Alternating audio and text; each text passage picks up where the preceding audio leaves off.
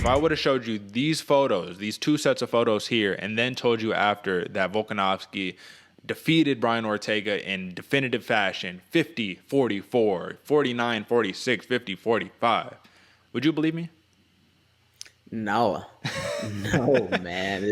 Look at that top one, bro. He's got the hooks in. He's literally under the chin, and the hands of Volkanovski are not fighting the hands of Brian Ortega. Dude, it's crazy. The second one isn't as bad. The left leg isn't completely locked under the right for the triangle, and there's still a little bit of wiggle room that Volkanovski has. But either way, I would have said no. Yeah, man. And listen, I'll tell you, man, the air left the building. As soon I'm talking that first top picture right here, folks that are watching. If you're listening, we're talking about Brian Ortega has a deep guillotine on Alexander Volkanovski, and you could see his face. He's like, shit. And he said it in the press conference, man, in the post-fight presser. He was all like, listen, man, I was making weird fucking noises. Like, I don't even know what the hell I was doing. I was just trying to survive. He even said for a split second in his mind that he was all like, oh, fuck, I'm about to lose this belt. So imagine that. That was one thing that really stood out to me, AJ, because a lot of weird, random thoughts happen when you're in the middle of the competition, man. I could tell you when I'm in the middle of, like, you know what I mean? I've had some people get some pretty deep chokes in on me, and I'm just trying to survive. I'm trying to get that little, just that centimeter of space so I can keep breathing. I'm not going to tap, right? And in your mind, you've got all these weird fucking things going on, man. You're trying to stay poised, but you're like, what the fuck is happening? I can't breathe. My esophagus hurts, you know, all that shit. Do you think that's a little interesting that he, for that moment, says, I'm about to lose my title? Like, he had that clarity of thought while in the heat of the moment like that? Yeah, I do. I do. Actually, I thought so. In this moment, I saw his legs starting to squirm, his arms starting to squirm, and I was like, holy shit, he's about to go to sleep. Yep. He's not going to tap. He's going to sleep. That's awesome. Like, this is a great win. And like, I was super excited because I think we're taking a win. But to be honest, man, this speaks to I got to leave a little bit of crow on this one for the pre-show, man, because this speaks to the professionalism of Volkanovski. He was able to keep his mind in the fight, man. Yeah. There's been a lot of times where you're sitting there, you're getting choked down, and you're like, man, I really want some tacos for dinner tonight. That's not what he's thinking. You know, that he's in there. He's like, oh shit, I'm gonna lose my belt. I got to do everything I can to not let that happen. That speaks to the professionalism that he was able to maintain and the mindset that he was able to have, man. And it really showed, man. It was a very impressive. From going from squirming for your life to being able to turn around and land some elbows and bloody your opponent up, credit to Volkanovski on that one, man. And I'll tell you, folks, 9 times out of 10, when you start leg squirming and you're not fighting the hands, you're done. That's it. Like, the way he got out of this choke is fucking miraculous, folks. Like, I'm telling you, you're not getting out of chokes like that, especially against a dude like Ortega, which, let's give Ortega a little bit of credit, man. He goes from immediately from taking you down to locking up a guillotine within, just like that. Like, his guillotine is tight, man. Like, it's beautiful because that's a skill, man. It's tough to have the coordination to grab your leg, punch you in the face, you know, drop you down, slip the arm in, then get the hooks in and do the whole, it's like a whole sequence of things. And obviously this dude is a very experienced, legitimate black belt. So no surprise, but doesn't, like I said, the surprise here is that Volkanovski was able to survive, man. Because the moment he popped his head out, the fucking building went nuts. Nobody could believe it. I couldn't believe what I was seeing. And that's part of why they're saying that this is one of the greatest title fights ever, is because the champion was in deep, deep trouble. We're talking about when Dustin Poirier had Khabib in the guillotine, and that people thought that was tight, and that wasn't shit compared to this, bro. This is tight right here.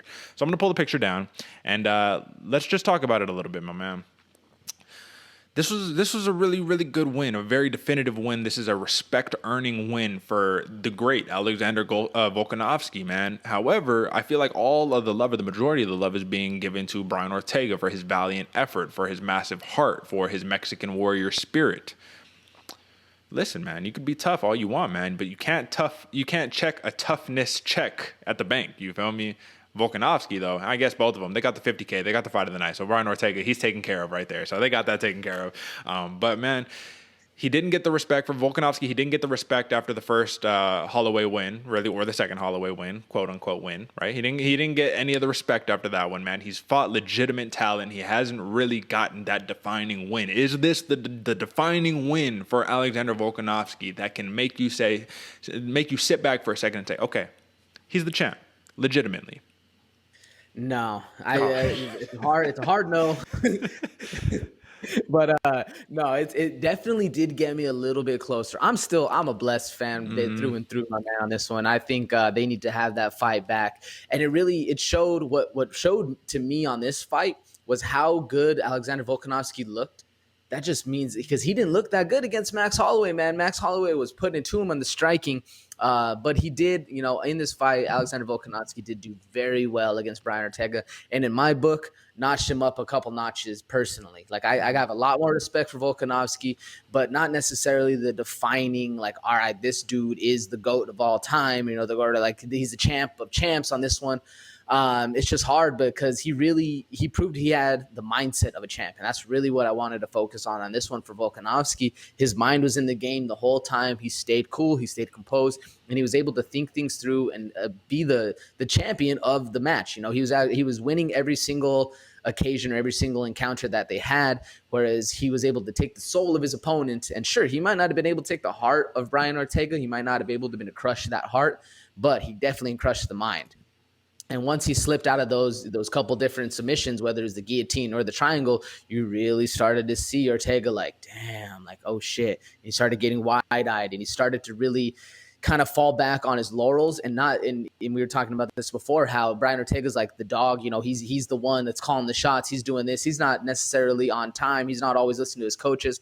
Well, it showed in the fight where his coach was saying, yo, shoot a blast double, get him to play, get him to advance on you, shoot that blast double. Didn't even attempt it. Literally didn't even look for it. He might have reached down for an ankle pick one time, but that was about it. He didn't shoot a blast double. He didn't even attempt it. So it really showed to me that Volkanovski was in there playing not only, physical warfare, but he got in the mental of Brian Ortega and showed, like, you're really going to have to pull out all the stops to really get this done. So in that aspect, Volkanovski did earn a lot of credit in my book, and it went a long way to see that. Now I'm excited to see how he handles the whole Holloway fight, bro. If it goes down, we'll see. We'll get to that in a bit. Yeah, but what do you think, Greg? We'll definitely see about that, man. I got a lot of respect for Volkanovski, man. I thought this was a very gritty win against a very game opponent who is skilled in multiple spaces, right? I mean, he was able to get the takedowns on Holloway, and he didn't have to worry about anything. For this one, man, it's like, why are you going to the ground with Ortega? And it's interesting that you noted that the corner advice from Ortega, because obviously, like, being in the crowd, you hear none of that. I didn't know what the hell was going on, so I didn't even know that had happened. And to add on to that, in the third round of this fight, I was talking to you about this in the pre-show. In the third round of the fight, man, when Ortega, it took him a little bit to get back up on the stool, right? We thought it might have been over, like the doctors were checking on him, right? Because there is no commentary, it's all loud. You got the fans going crazy. It's not like this is an Apex fight or anything like that, man. I kid you not, man. Where I was sitting at, up there in the second section up top, right? We thought Ortega was dead, legitimately, man. Like you were saying on TV, you could see him breathing a little bit, so it's that. But from, our vantage point, I was like, this man just fucking died. Like, I just witnessed a murder right now, legitimately. And then he comes up like a zombie and just gets back on the stool. Man, everyone got on their feet, went crazy.